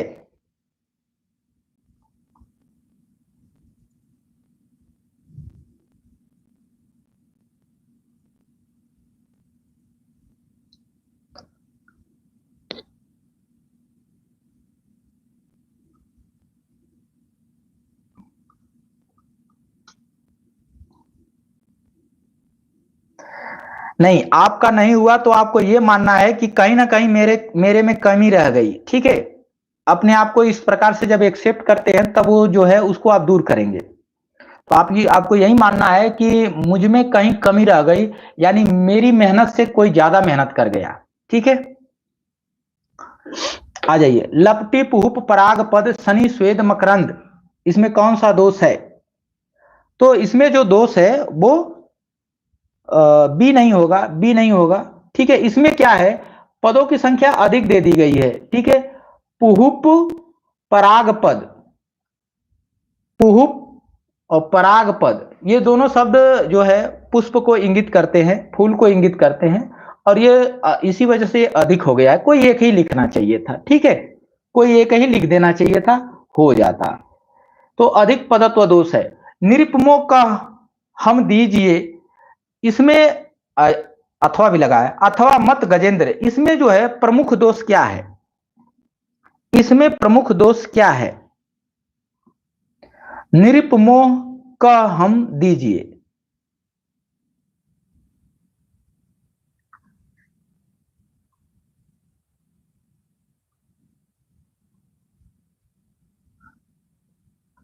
निरिप, यहां मोह हमको नहीं लग रहा है, थोड़ा सा पंक्ति में मिस्टेक है, यहां पे होना चाहिए था निरिप भोग का हम दीजिए अथवा मत गजेंद्र। ठीक है, इस टाइप से थोड़ा सटीक और बैठता। तो यहां पर जो आ रहा है कि डी होगा, दुष्कर्मत्व। हाँ बिल्कुल, ठीक है, जो जो पद है वो क्रम में नहीं है। जो पद यहाँ पे जो शब्द लिखे गए हैं वो शब्द जो है वो क्रम में नहीं है। ठीक है, इधर उधर है, इसीलिए दुष्कर्मत्व दोष आया है। 109 पे आइए, 109 पे। हाँ, दुष्कर्मत्व दोष, यानी जो शब्द है वो जो है सिस्टम पे नहीं है। ठीक है, जैसे होने चाहिए। यहां पे आ रहा है कि स्वेद, कंप, रोमांच, स्तंभ, स्वरभंग, अश्रु, निर्वेद, प्रलय, गर्व, वैवर्ण आदि में से कौन सा जोड़ा जो है सात्विक अनुभव नहीं है? तो आप लोगों को पता है कि सात्विक अनुभव जो है वो 8 माने गए हैं। ठीक है, और उसमें जो है कौन है जो सात्विक अनुभव के अंतर्गत नहीं आता है, उसे आपको ढूंढ निकालना है। क्या रोमांच और प्रलय नहीं आते हैं? क्या कंप और अश्रु नहीं आते हैं? क्या निर्वेद और गर्व नहीं आते हैं? या फिर वैवर्ण स्वेद नहीं आते हैं? तो यहां हम देखें तो निर्वेद, ये तो शांत रस का स्थायी भाव है, आप लोग जान ही रहे हैं। ठीक है, और गर्व और निर्वेद ये दोनों नहीं आएंगे, बाकी सब आएंगे। स्वेद है, कंप है, रोमांच है, स्तंभ है, स्वरभंग है, अश्रु है, उसके बाद प्रलय है, वैवड़े है, ये सब आएंगे। ठीक है, चलिए बहुत अच्छा। 1110 यानी 110 पे आ जाइए। सात्विक अनुभव जो खुद अपने आप, जिस पर आपका बस न चले, वही सात्विक अनुभव है।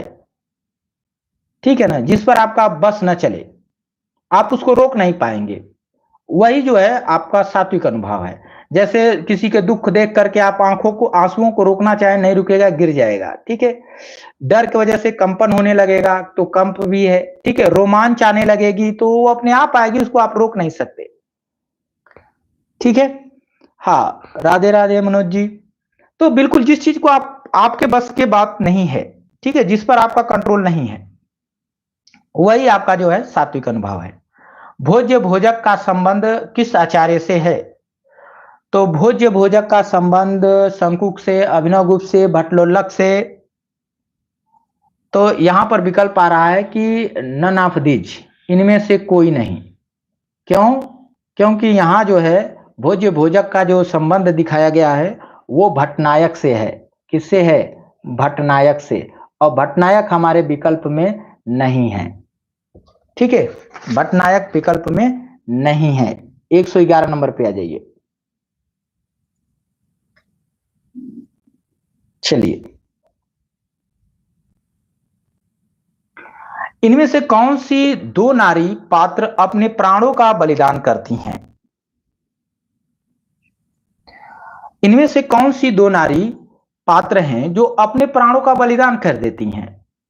क्या कार्नेलिया अपने प्राणों का बलिदान देती है? क्या सुवासिनी अपने प्राणों का बलिदान करती है? क्या अलका अपने प्राणों का बलिदान करती है? या फिर कल्याणी करती है, मालविका करती है, कौन करती है? आपको पहचानना है।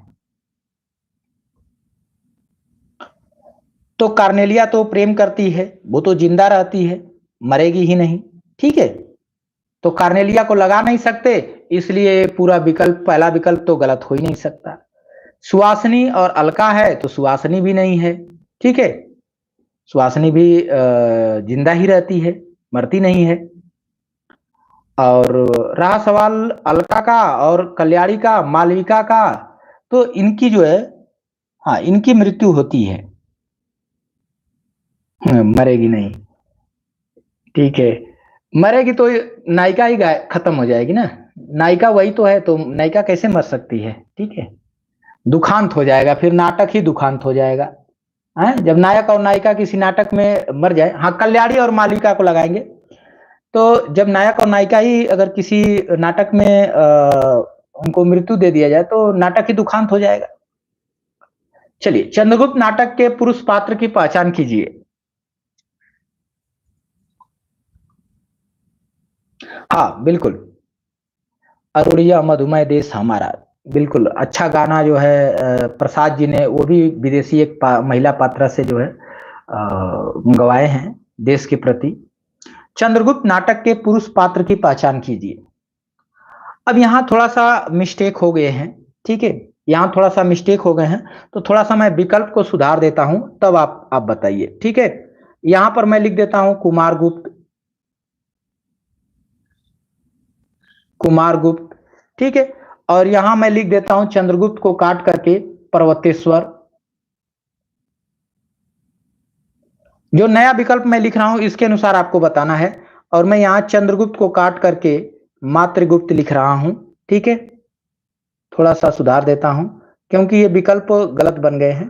तो मातृगुप्त, सेल्यूकस, और यहां मैं यहां पर इनको काट देता हूं और इन दोनों विकल्प की जगह पर मैं लिखता हूं पर्वतेश्वर एंड सेल्यूकस। अब आपको बताना है। चलिए, विकल्प सुधर गए हैं, अब आ जाइए, कमेंट करिए। चंद्रगुप्त नाटक के पुरुष पात्र की पहचान करिए जो चंद्रगुप्त नाटक में है।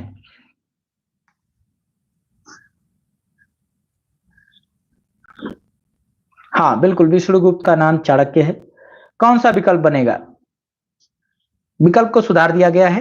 पहले जो विकल्प था वो मिस्टेक था, ठीक है, वो जो है बिल्कुल सभी सभी बन जाते, कई विकल्प आंसर हो जा रहा था, ठीक है। अब जो है उसको सुधारा गया है, अब आपको बताना है। तो यहां आंसर आ गया, बिल्कुल, बहुत अच्छा। जिन्होंने कहा कि डी विकल्प है, बिल्कुल सही जवाब है डी, ठीक है। पर्वतेश्वर और सेल्यूकस, पर्वतेश्वर और सेल्यूकस। आ जाइए 13 नंबर पे आ जाइए। अनुमानवादी आचार्य कौन माने जाते हैं? हाँ बिल्कुल डी होगा। चलिए, अनुमानवादी आचार्य, जो अनुमान लगाते हैं, ठीक है।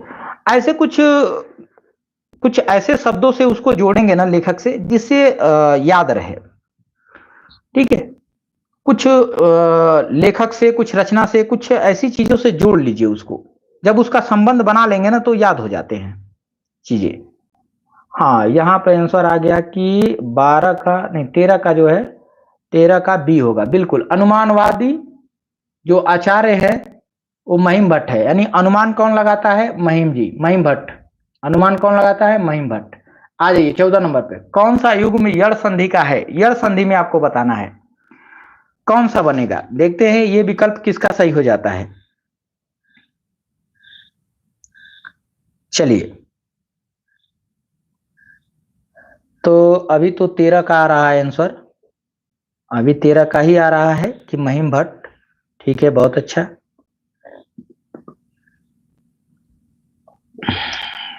अब अच्छे जी का आंसर आया है कि सी, लेकिन उन्होंने क्वेश्चन नंबर नहीं लिखा है, ठीक है। तो इस वजह से थोड़ा सा मिस्टेक है कि किस प्रश्न का आंसर है। और उसके बाद सबसे पहले अगर आंसर देखें तो सोनी के यहाँ से आया है, रीमा के यहाँ से आया है, नम्रता के यहाँ से आया है, सरिता जी के यहाँ से आया है, इसके बाद रंजना जी के यहाँ से आया है। ठीक है, बहुत अच्छा, सभी लोगों के यहाँ से आया। लेकिन ये बी आंसर आया है देवांश के यहाँ से। देवांश जी जो है भावधन उक, इन्होंने बताया भावुक। नहीं, ये अयादि है, अयादि, अयादि, ठीक है। अयादि संधि इसमें है, ठीक है। भावुक, भाव धन उक, ठीक है। आव का आव बना है, आव, ठीक है। तो यहाँ क्या है? अयादि है। जिन्होंने सी बताया बिल्कुल सही जवाब है, मात्रांश, ठीक है, मात्रांश। यहाँ री जो है, री जो है र में कन्वर्ट हो जाती है, री जो है किस में कन्वर्ट हो जाती है? र में, ठीक है। री र में कन्वर्ट हो जाती है और त आधा हो जाता है, त आधा हो गया तो आधा त प्लस र मिलके त्र बनता है, त्र बनता है, ठीक है। हम्म, चलिए आ जाइए 15 नंबर पे।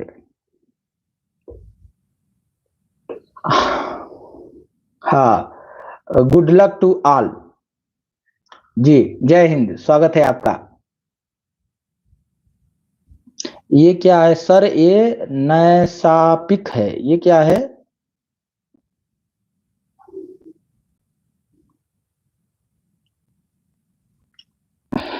चलिए आ जाइए 15 नंबर पे आंसर करिए। अच्छे जी, आपकी बात थोड़ा समझ में मुझे नहीं आई।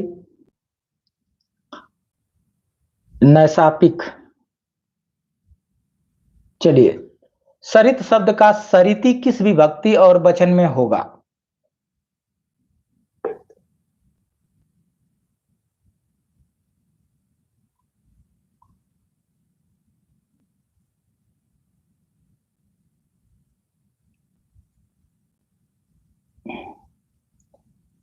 यहां आने लगा विकल्प कि सी विकल्प आ रहे हैं, सी सी सी सी सी सी क्या है? सप्तमी बहुवचन आ रहा है।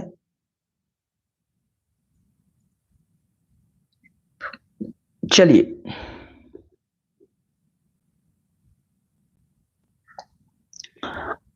तो यहाँ जो है सप्तमी 15 का सी आया है कि सप्तमी बहुवचन। देखिए सप्तमी, जो सप्तमी का जो बहुवचन है उसमें सु लगता है, इस चीज को आप ध्यान रखिए। वो लास्ट में जो है ना, मूर्धा स के साथ सु लगेगा या दंत स के साथ सु लगेगा सप्तमी बहुवचन में, ठीक है। इस टाइप से वहां ज्यादा आते हैं। तो सप्तमी तो मेरे हिसाब से नहीं होना चाहिए, सप्तमी का बहुवचन नहीं होना चाहिए, ठीक है। तो फिर क्या बनेगा? अच्छा, बी भी आंसर आया है, तो बी देख लेते हैं। सप्तमी एक वचन, हाँ ये सही हो सकता है, सप्तमी एक वचन बिल्कुल राइट आंसर है। आ जाइए 16 नंबर पे आ जाइए। सप्तमी के बहुवचन में आप देखेंगे तो ज्यादातर आपको सु, हर विभक्ति हर रूप में, किसी भी शब्द रूप को देखिए तो सु लगा हुआ रहेगा, ठीक है। गुरु शिष्य पर क्रोध करता है, इसका संस्कृत अनुवाद होगा, यह प्रश्न आया हुआ था।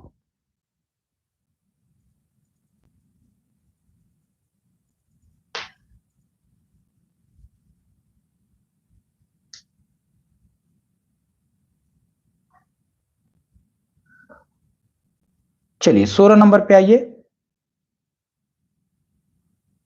देखिए आंसर आप करने में लेट कर रहे हैं आप लोग, इसी वजह से हम लोग डिले हो रहे हैं।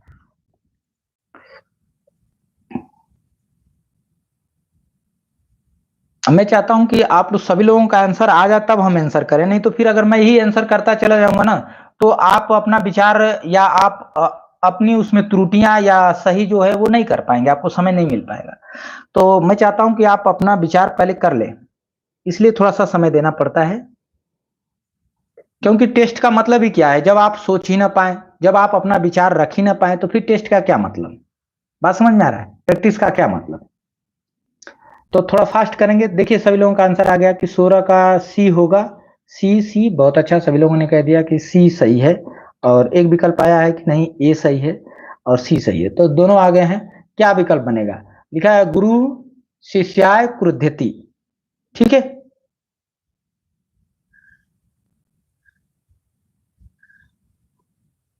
ठीक है, बहुत अच्छा। तो जिन्होंने ए विकल्प दिया है बिल्कुल सही जवाब है, ठीक है। जिन्होंने ए विकल्प दिया है बिल्कुल सही जवाब है, सी नहीं होगा, गुरु होगा, ठीक है। आ जाइए 17 नंबर पे आइए। गुरु गुरु गुरुआ, ठीक है। गुरु शब्द जो है वो आ, एक वचन, प्रथमा विभक्ति एक वचन, ठीक है। प्रथमा विभक्ति एक वचन। आपको बता दे बचा कितना है, 10 क्वेश्चन। कल्पना जी 10 क्वेश्चन, ठीक है। चलिए फास्ट करते हैं।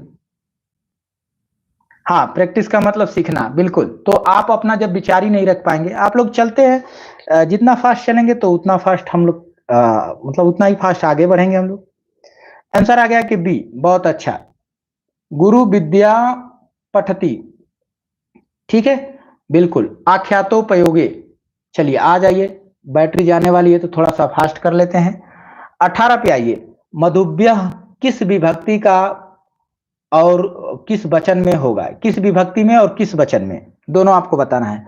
मधुव्य, तो मधुव्य तो आप जान ही रहे हैं, दो ही चीज आता है, ये तो बहुवचन में जाएगा, ठीक है।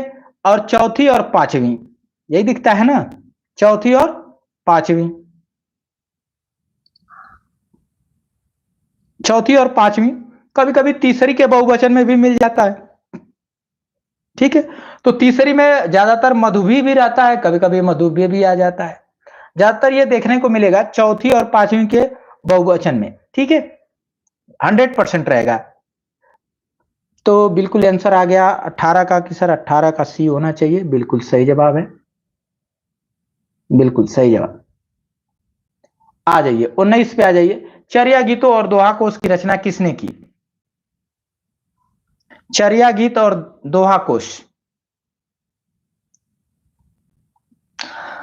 चर्या गीतों और दोहा कोश की रचना किसने की। सरहप्पा, कणहप्पा, सबरप्पा, बिरुपा, किसको लगाएंगे।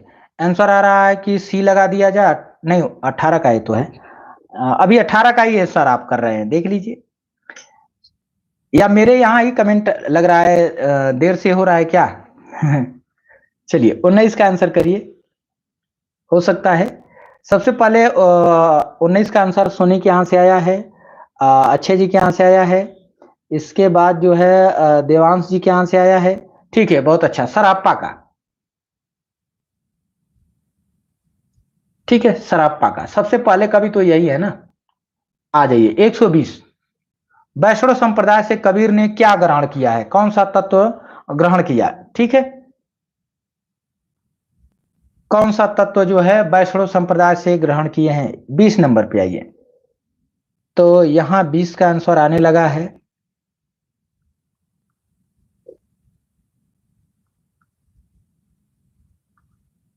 सूर्या जी ने आंसर नहीं दिया, केवल 20 ही लिख पाए। कितनी फास्ट करने की कोशिश की है इससे पता चलता है। सी छूट गया है। चलिए, वैष्णव संप्रदाय से कबीर ने कौन सा तत्व ग्रहण किया। तो सभी लोगों का आंसर आ गया कि अहिंसा का तत्व उन्होंने वैष्णव से लिया है, प्रेम का तत्व उन्होंने सूफियों से लिया है, और ज्ञान का जो तत्व है वो नाथों से लिए हैं, ठीक है, हठयोगियों से लिए हैं। आ जाइए, ज्ञान मार्ग, धनी धनी मेधा रोमावली और धनी धनी कृष्ण ओढ़े कावली। और जो वास्तविक ज्ञान है, उन्होंने जो है भारत के जो, अरे भारत के कह रहे हैं, जो हिंदू धर्म में जो ग्रंथ होते हैं, उनका पता नहीं, वो अध्ययन किए थे, कहते तो हैं कि पढ़े लिखे नहीं थे, लेकिन अगर देखा जाए वैसे संतों के साथ रहते थे, तो उनसे उन्होंने ज्ञान प्राप्त किया था, ठीक है। उनको वेदों का भी ज्ञान प्राप्त था। कैसे प्राप्त हुआ? तो उनको जो ज्ञान, हमको लगता है कि जो संतों के साथ वो बैठा करते थे, घुमा करते थे, रहा करते थे, तो संतों के माध्यम से उनको ज्ञान मिल गया, क्योंकि पढ़ा लिखा तो थे ही नहीं, वो अपना ही कहते हैं। तो धनी धनी मेधा रोमावली, धनी धनी कृष्ण ओढ़े कावली, ये पंक्ति किसकी है? यहाँ आंसर आ रहा है कि ये जो पंक्ति है, हाँ, जिन्होंने कहा कि ये नामदेव, महाराष्ट्र वाले जो नामदेव हैं, जो ये जो है सगुण निर्गुण दोनों में आते हैं, ठीक है। इनको जो है कहा गया कि ये सगुण भी है और निर्गुण भी है, दोनों है, सगुण निर्गुण दोनों। ये पंक्ति उन्हीं की है, धनी धनी मेधा रोमावली, धनी धनी कृष्ण ओढ़े, यानी ये संत होते हुए भी देख लीजिए कृष्ण के बारे में ये पंक्ति लिखी गई है। आ जाइए, तो सगुण में भी आ जाते हैं, निर्गुण में भी आ जाते हैं। गोस्वामी तुलसीदास ने कलयुग का वर्णन कवितावली में भी किए हैं, कलयुग का वर्णन, और रामचरितमानस में भी किए हैं। तो कौन सा कांड है जिसमें कलयुग का वर्णन किया गया है? कौन सा कांड है? हाँ, मसी कागज छुओ नहीं, कलम गई नहीं हाथ।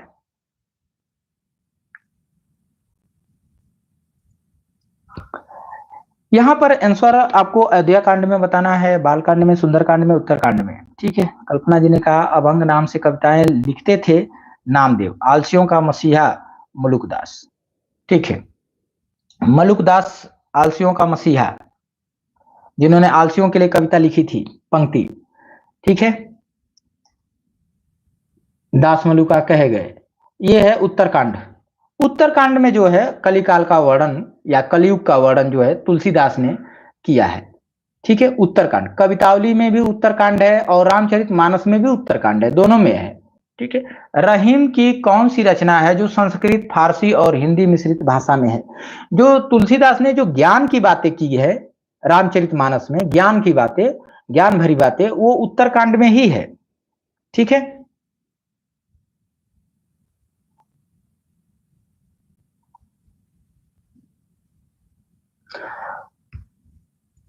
अब देखिए, रहीम की कौन सी रचना है जो संस्कृत, फारसी और हिंदी मिश्रित भाषा में है? मदनाष्टक है, खेट कौतकुम है, बरवे नायिका भेद है, या फिर दोहावली है? कौन सा लगाएंगे?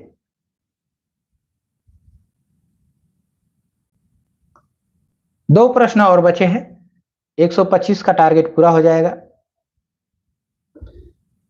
तो यहां आंसर आ रहा है कि रहीम की कौन सी रचना जो संस्कृत, फारसी और हिंदी मिश्रित है?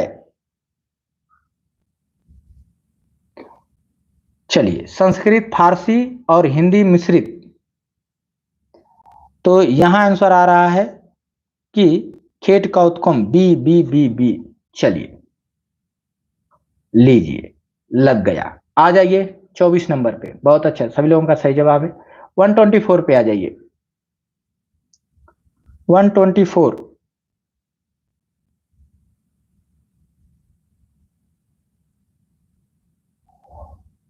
किस वार्ता ग्रंथ में नंददास को तुलसीदास का चचेरा भाई बताया गया है?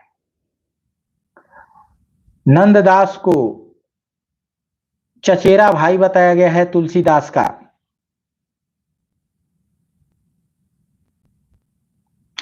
तो जिस ग्रंथ में नंददास आते हैं, नंददास का वर्णन किसमें होगा, आप बता दीजिए मुझे।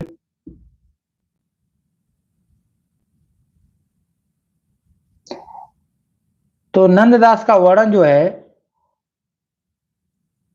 252 वैष्णव की वार्ता में आएगा, इसमें नंददास आएंगे। क्यों? क्योंकि क्योंकि विठलनाथ के ये शिष्य है, और विठलनाथ के शिष्यों का वर्णन जो है 252 वैष्णव की वार्ता में मिलता है, ठीक है। तो इसी में जब नंददास का वर्णन किया जा रहा था, यानी नंददास के बारे में परिचय दिया जा रहा था, तो वहीं पर यह बताया गया है कि ये तुलसीदास के चचेरे भाई थे। 125 पे आ जाइए।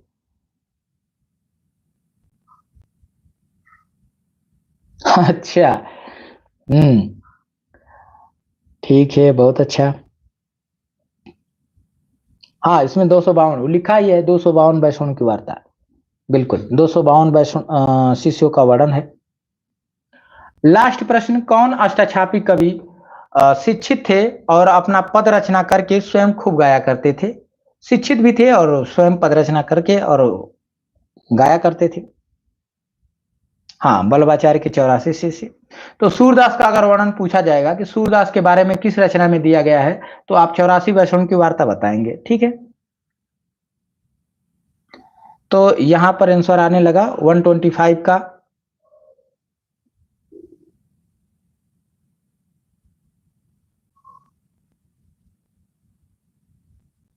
अ, 25 का B B B B answer आ रहा है।